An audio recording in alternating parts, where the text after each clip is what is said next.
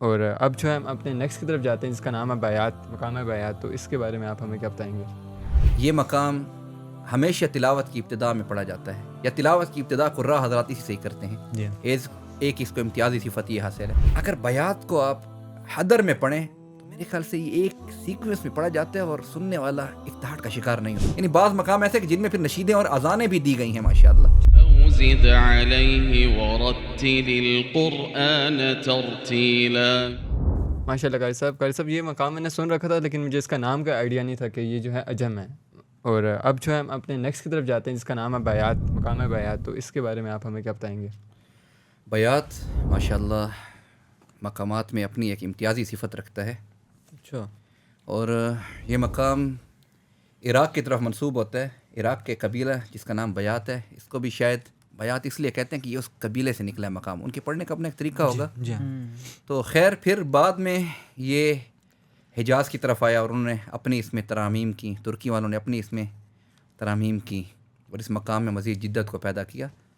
بیات دوسرے مقامات سے ہٹ کر اس کو نام میں بھی ام المقامات کہا جاتا ہے. اس کو ایک لقب بھی، اعزاز بھی حاصل ہے. ام المقامات. ام المقامات اس کو کہا جاتا ہے. سارے مقامات کی ماں بڑا.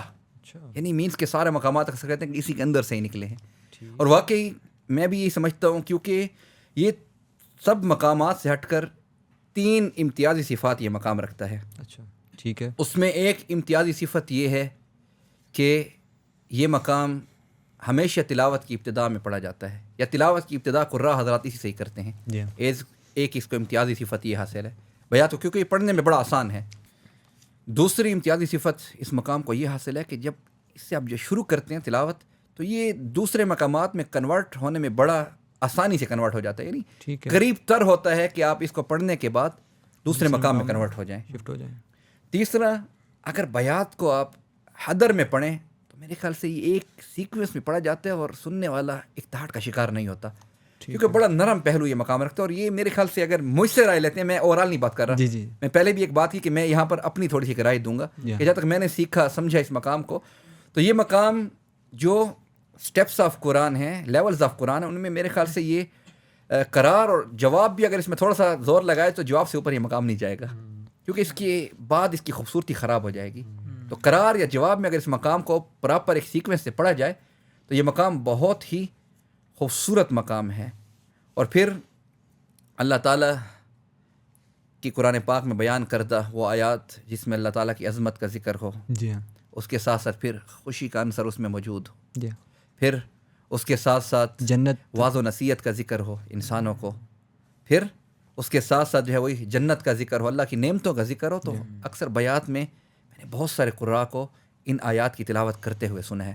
اور پھر بیات میں ماشاءاللہ اذان بھی بڑی مشہور ہے. بیات میں اکثر نشیدیں بھی پڑھی جاتی ہیں. یعنی ان مقام کو پھر یہ بھی ذرا امتیازی خصوص، جیسے میں نے پچھلا مقام نہاوند کی اذان بھی بڑی پیاری ہوتی ہے. اور نہاوند میں بھی اکثر جو ہے نشیدیں وغیرہ بھی پڑھی جاتی ہیں. یعنی بعض مقام ایسے کہ جن میں پھر نشیدیں اور اذانیں بھی دی گئی ہیں ماشاءاللہ.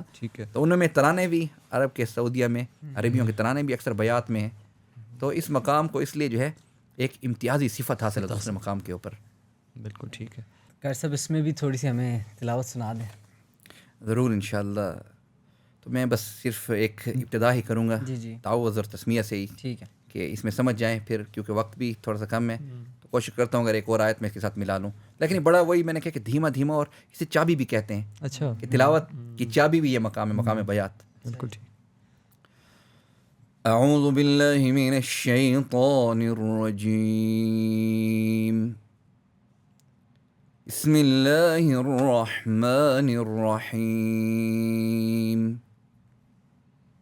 الحمد للہ رب العالمین الرحمن الرحیم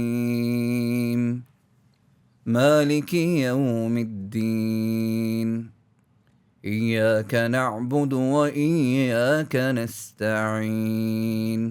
تو یعنی یہ اس کا ایک پڑھنے کا سٹائل ہے. تو تھوڑا سا میں پھر وہی بات کہ یہ مقام اصلیہ ہے، لیکن اس کی اور بھی شاخیں ہیں. ہم اس کی ڈیٹیل میں نہیں جائیں گے، لیکن میں بتانا ضروری سمجھتا ہوں کہ بیات کی شاخ ہے بیات اصلی جسے کہتے ہیں. اس کے بعد جو ہے بیات کرد، ٹھیک ہے، بیات اصفہان، اس کے بعد بیات شورا، بیات حسینی، بیات دوگا، دوگا بھی اس کو کہتے ہیں یا بیات نوا، نوا یہ اس کی سب شاخیں ہیں. دلی شاخ میں صرف ایک انفارمیشن کے لیے بتا رہا ہوں کہ چلیں پتہ ہو کہ اس کی شاخیں بھی ہیں، لیکن ہم پھر وہی مقامات اصلیہ جو ہمارے لیے اصل ہیں. اصل ہے، بالکل ٹھیک.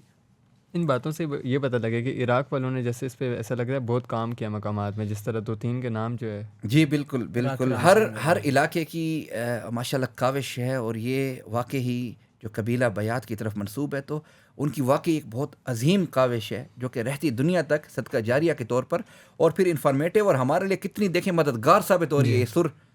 اور پھر اس کو امتیازی صفت بھی حاصل ہے کہ ہم تلاوت کے شروع کرنے سے پہلے، بلکہ شروع کرتے ہوئے ہم سب سے پہلے اس مقام کا انتخاب کرتے ہیں جو سب سے آسان اور پھر قرار میں سب سے خوبصورت لگے، وہ یہ مقام بیات ہے. لیکن پھر آپ کو پتہ ہے کہ ام المقام کا رتبہ اس کو اس لیے ملا کہ اس میں پھر مزید ترانیم بھی کی گئی، ساری اس میں مزید ترامیم بھی کی گئی، اس میں مزید جدت کو بھی لایا گیا، اور اس کی سروں کو مزید جو ہے اچھا کر کے جو ہے بنایا گیا. بالکل ٹھیک ہے.